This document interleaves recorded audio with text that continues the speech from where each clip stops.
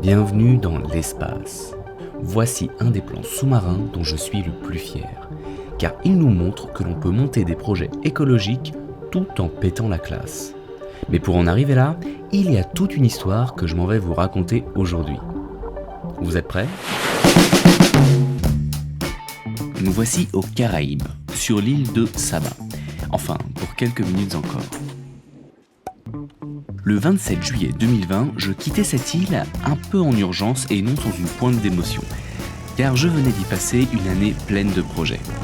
Et d'ailleurs, vous allez pouvoir admirer un décollage depuis la piste commerciale la plus courte du monde. Ouais, c'est pour ça qu'on a l'air un peu nerveux. Mais juste avant de monter dans cet avion et rejoindre Saint-Martin, j'ai participé à un dernier projet qui me tenait particulièrement à cœur. Il y a 2 semaines, on sortait tout juste du confinement et pour les derniers jours qu'il me restait sur l'île, le projet serait de filmer la construction d'un récif artificiel de A à Z. Les Portugais, quand ils partent en vacances, ils peuvent pas s'empêcher de mouler des dalles en béton.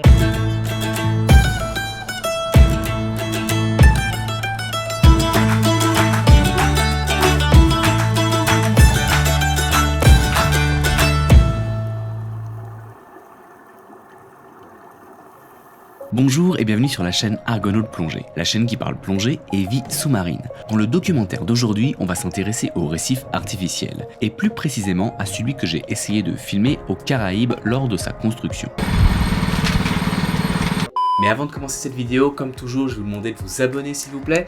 Ça compte beaucoup si vous voulez soutenir la chaîne et en fait, ça va me permettre de produire de plus en plus de contenu parce que ça me permettra d'avoir plus de partenaires. Je vous remercie et on peut reprendre. Donc, dans cette vidéo, on va en apprendre un peu plus sur l'importance des récifs dans l'écosystème marin et surtout, je vais vous montrer le projet de construction auquel j'ai participé à Saba. Et ça va être bien. Regardez-moi ce bel homme, Mais pour commencer, tâchons déjà de savoir ce qu'est un récif. Alors la définition du Petit Larousse, c'est un rocher à fleur d'eau. Et ce rocher à fleur d'eau, il nous intéresse beaucoup, car en fait, il peut s'y développer tout un écosystème. Et si les bons ingrédients sont présents, on peut avoir des explosions de vie comme sur ce rocher nommé Manowar. Mais lorsque les conditions s'y prêtent complètement, ce sont carrément les coraux eux-mêmes qui créent ce rocher. C'est par exemple le cas de la Grande Barrière de Corail en Australie, et c'est un récif dit de front ou de barrière. Ici, le récif est une accumulation de coraux morts depuis des millions d'années. D'ailleurs, Melvac en parle dans une vidéo qui est vraiment top. Elle s'affiche juste là et je vous invite à aller la voir, le lien est en description. Mais on trouve aussi d'autres genres de récifs, comme les atolls, toujours spectaculaires, ou les récifs frangeant des littoraux. Ce qu'il faut savoir en tout cas, c'est que tous ces récifs ont quelques points communs. Alors tu t'en doutes, il y a plein de conditions différentes et là on va juste faire de la vulgarisation. Mais pour moi, il y a 4 grosses conditions qui, si elles sont absentes, en fait, empêchent tout simplement un récif naturel de se développer correctement. Première de ces conditions, ça va être tout simplement une bonne profondeur pour permettre une bonne photosynthèse des coraux. Le deuxième point, ça va être les courants qui vont apporter divers nutriments à toute la biosphère du récif. Le troisième point, et c'est très important, ça va être la température. Et en ce moment, ça compte pas mal. Et le quatrième et dernier point, ça va être le fond. En fait, il faut ou un fond dur ou des structures solides où les coraux pourront s'accrocher et grandir. En fait, il n'y a pas de récif sur des bancs de sable. Ce sont ces 4 facteurs, ces 4 petits trucs qui font la différence entre un rocher et un écosystème vivant comptant des millions d'individus. Malheureusement, le juste équilibre est compliqué à trouver. Saviez-vous par exemple que la profondeur moyenne des océans est de 3700 mètres, alors que les coraux colorés tels que vous les connaissez s'installent majoritairement dans des zones entre 5 et 40 mètres de profondeur. Et ce n'est qu'un exemple de la rareté des conditions favorables aux récifs naturels. À tel point que les zones océaniques avec des récifs naturels ne représentent finalement que 0,2% du total des océans. Je vais le répéter encore un coup, 0,2% des océans. C'est peu. Mais vous savez quoi ? C'est très bien comme ça. Si la nature a décidé que 0,2% c'est suffisant, alors la nature a raison. Mais il ne faut pas non plus changer ce chiffre, et vu qu'il est très faible, il peut être impacté très rapidement. Et les récifs sont très importants. Juste pour vous donner une idée, et sans rentrer trop dans les détails, un récif naturel, ça va servir de nurserie, ça va servir de protection aux poissons, ça va servir aussi de poumon, de station de nettoyage pour les poissons, mais aussi de filtre grâce aux éponges.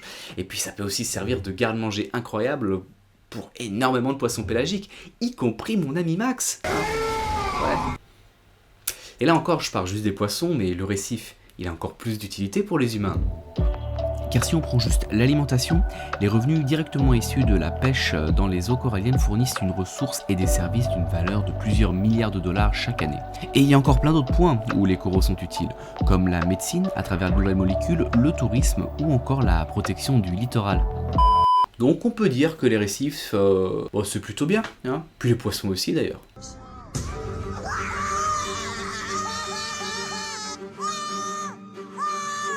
Un poisson mort. Je sais pas pourquoi je mets ça dans mes vidéos. Désolé, reprenons. Mais si les récifs sont vitaux, ils sont aussi en danger, à cause du changement climatique notamment, et aussi dû au dérèglement de leurs écosystèmes. Du coup, la création de récifs artificiels va prendre tout son sens. D'ailleurs, ces récifs peuvent prendre différentes formes. Par exemple, un bateau va faire un formidable récif artificiel. Et d'ailleurs, durant la Seconde Guerre mondiale, les Américains étaient très forts en création de récifs artificiels de bateaux japonais. Bon, peut-être que certains poissons ont pu être blessés pendant la création de ce récif. Mais bon, plus sérieusement, on peut observer que dans les épaves, la vie marine se développe de façon incroyable. D'ailleurs, l'un des sites les plus fameux de Bali sont les restes d'une épave américaine, le Liberty, un vaisseau coulé par les Japonais durant la Seconde Guerre mondiale.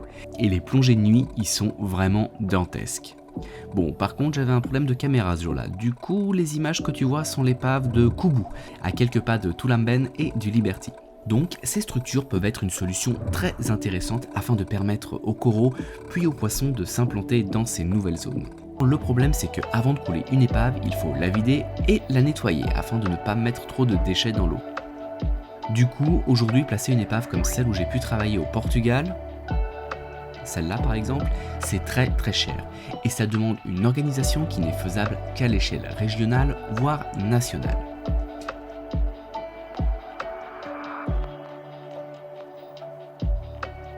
Alors autant dire que la petite île aux Caraïbes, elle peut oublier. Mais fort heureusement, on peut aussi fabriquer des récifs plus petits avec différents matériaux. Par exemple, en Indonésie, pour bénéficier des courants marins forts, un ami à moi nommé Andrew Taylor de Blue Corner Diver a mis en place des systèmes de récifs artificiels en métal avec une forme un peu de toile d'araignée. Cette forme fonctionne très bien pour repeupler des secteurs déjà propices aux coraux ayant souffert du réchauffement de 2015. Mais il y a aussi d'autres solutions. Toujours à Bali, voilà le site nommé Pyramide. Ici, des blocs ont été assemblés puis placés dans des zones sablonneuses à 30 mètres de fond. Mais grâce à ces structures, on a pu voir en quelques années une toute nouvelle faune prendre la possession des lieux. Et les raies Pastenac sont-elles bien contentes de trouver ici de nouvelles stations de nettoyage. Et d'ailleurs, tu noteras que je parle beaucoup de Bali. Et le problème, c'est que quand tu veux construire des grosses structures, il y a un coût de main-d'œuvre. Et l'avantage à Bali, c'est que la main-d'œuvre coûte pas cher. Mais c'est pas forcément le cas en Australie ou aux Caraïbes. En plus, ces grosses structures en béton peuvent aussi avoir pas mal d'inconvénients au niveau de la mobilité. En fait, quand vous voulez les déplacer, parfois elles sont tellement grosses et lourdes qu'elles peuvent tout simplement s'écrouler sur elles-mêmes.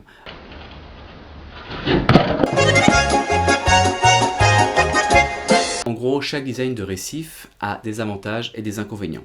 Et malheureusement, il ne s'adapte pas à toutes les zones géographiques. Et même si les Caraïbes ont beaucoup d'avantages, ils ont aussi des contraintes très spécifiques. Les Caraïbes sont des eaux propices aux récifs coralliens, avec une profondeur, une température et des courants favorables. D'ailleurs, le grand récif du parc naturel de Saba Bank compte parmi les plus étendus du monde. C'est une immense réserve naturelle au large de Saba. J'avais pu d'ailleurs y plonger à plusieurs reprises avec la fondation SIF pour vous filmer leurs actions de conservation marine. Et ici, nous avons installé des hydrophones pour recenser les populations de baleines. Mais dans cette vidéo, on va s'intéresser au littoral de l'île de Saba. Ici, le problème, c'est qu'on retrouve beaucoup de sable à certains endroits. Et l'île est souvent touchée par des ouragans et des fortes houles qui posent beaucoup de problèmes pour les structures sous-marines. Car croyez-moi, ici, quand ça tombe, ça tombe.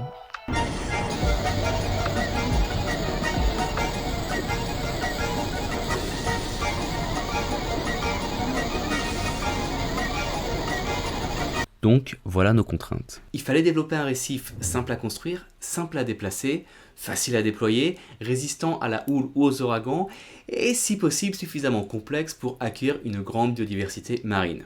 C'était pas gagné, hein. En gros, quand Alvin m'a expliqué son projet de coffrage standard pour construire un récif artificiel modulable, vous vous en doutez, ça m'a intéressé. Et d'ailleurs, pour vous montrer la première étape, je pense qu'un petit clip avec une bonne petite musique synthwave sera de plus bel effet, du béton et des néons.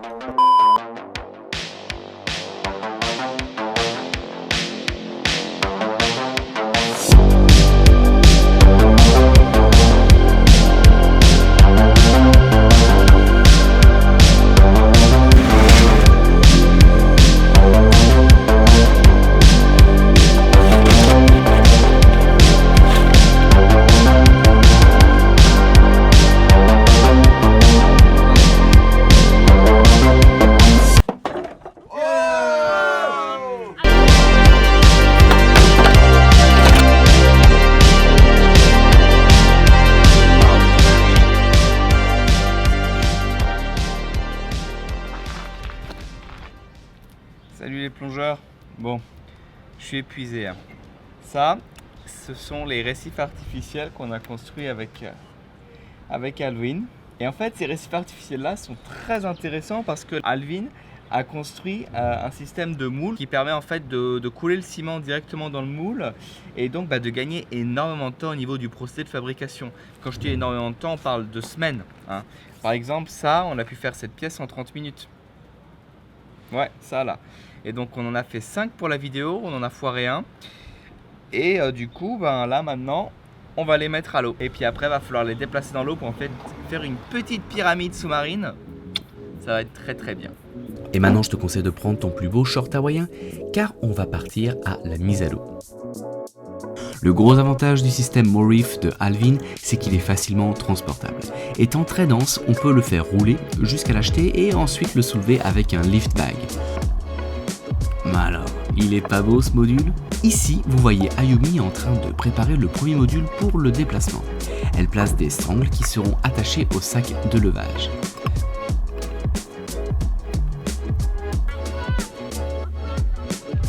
Maintenant que le sac est rempli d'air, il suffit juste de déplacer le module et s'assurer qu'il est bien arrimé.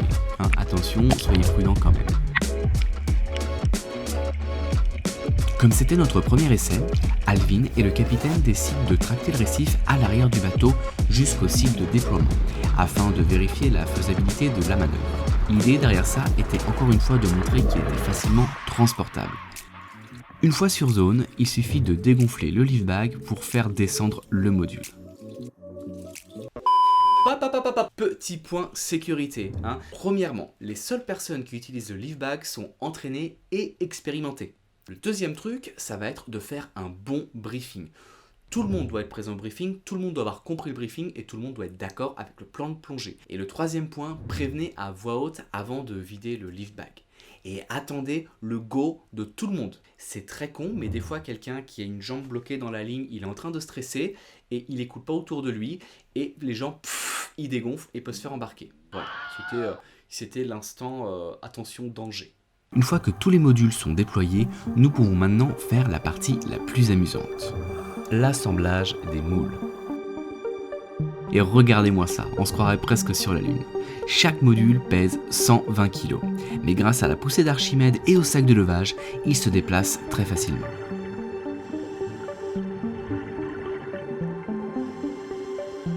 Les modules peuvent s'assembler et créer des structures complexes. Plus les structures seront grandes et lourdes, et plus le récif sera résistant. Pour la vidéo, nous voulions pouvoir montrer les étapes de fabrication d'un récif simple avec 4 modules. Mais cette structure peut ensuite être agrandie à volonté. Et c'est d'ailleurs le projet à long terme. Mais ce n'est pas tout. Ce récif a aussi été designé pour favoriser le développement d'espèces marines spécifiques. Regardez. Ces trous ici ont 2 intérêts. Ils permettent de transplanter plus facilement des coraux Acropora, qui sont en danger ici, et ils favorisent la protection des oursins, un petit herbivore vital à la survie du corail. car l'oursin herbivore va manger les algues parasites qui peuvent s'implanter sur les coraux Acropora. Mais ce récif a aussi été designé avec des trous perçants et des trous pleins, afin de favoriser le plus d'espèces marines différentes. Voilà donc notre récif fait en moins de 2 semaines par des amateurs. MoReef et l'équipe de SCF peut être fiers du résultat. Moi, ça m'inspire beaucoup et j'espère que vous aussi, car ce genre de projet à moyenne échelle peut vraiment aider localement les coraux et la vie marine à s'implanter sur des nouveaux territoires et compenser le recul qui a lieu depuis plusieurs années dans certains secteurs.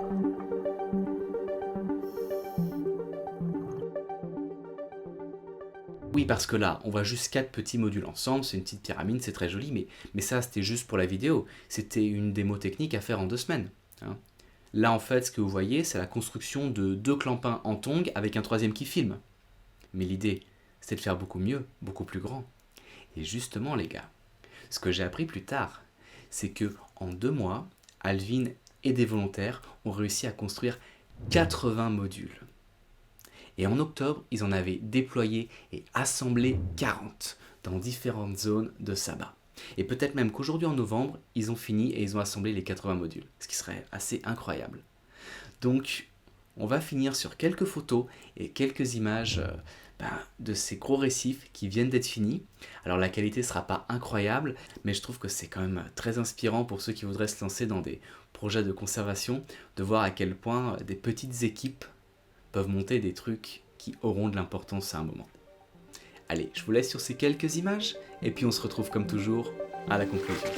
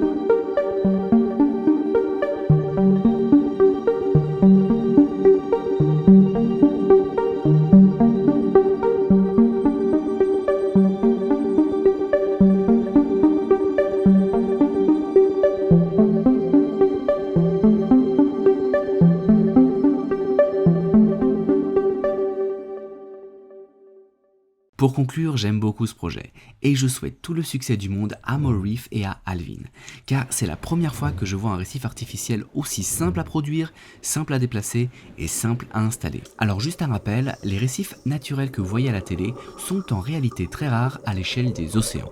C'est pourquoi les projets de récifs artificiels pour aider les coraux et la vie marine à se développer dans des zones moins propices sont très intéressants. L'idée, à travers ce documentaire, en plus de vous parler de récifs artificiels, c'est aussi de vous montrer qu'à l'échelle locale et avec peu d'investissement, on peut produire des choses. Mais avant de quitter cette vidéo, je voudrais vous demander d'aller jeter un coup d'œil à la page Facebook de MoReef pour suivre et soutenir leur projet. Et si vous voulez en savoir plus, n'hésitez pas à commenter la vidéo ou bien à me contacter, je lis tout. Je vous remercie beaucoup d'avoir regardé cette vidéo jusqu'au bout. En fait, vous savez, la chaîne Argonautes Plongée, je l'ai créée évidemment pour vous partager ma passion avec les océans, mais aussi pour vous parler de matériel et surtout donner de la visibilité à des projets qui ont une importance, à des projets qui font sens. Et justement, construire des récifs artificiels et développer un outil et une méthode simple pour le faire, moi je trouve que c'est génial. Bon, je vous remercie. Et puis on se retrouve au courant du mois pour une vidéo Argonautes Pro qui va parler un petit peu de matériel. Et moi je vous retrouve aussi peut-être dans un mois pour une vidéo spéciale documentaire. Je fais de mon mieux. Allez, à bientôt dans le bleu. Merci. Ciao.